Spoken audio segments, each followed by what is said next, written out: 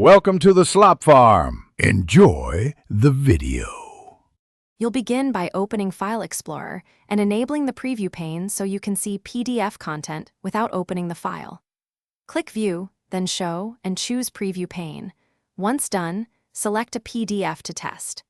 Make sure you're signed in with an account that can install apps, because if the pane is blank, you'll need a PDF handler like Acrobat or a lightweight reader that supports Windows Preview. This first step sets up the interface so you can diagnose preview problems quickly and efficiently.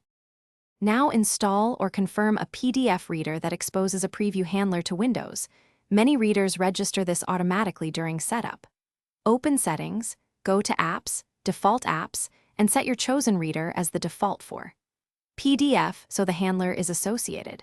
If the preview still fails, run the reader's installer again with repair or use an elevated command prompt to register the handler DLL. Make sure to restart File Explorer afterward so Windows recognizes the change. Finish by restarting File Explorer or rebooting to ensure the preview handler loads.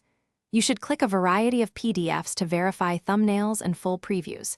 If some files still lack previews, check file integrity and folder permissions because blocked or corrupted PDFs won't render.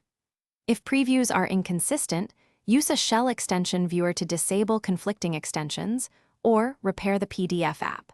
If nothing works, reinstall the PDF reader and then reboot. This single troubleshooting tip resolves most preview registration.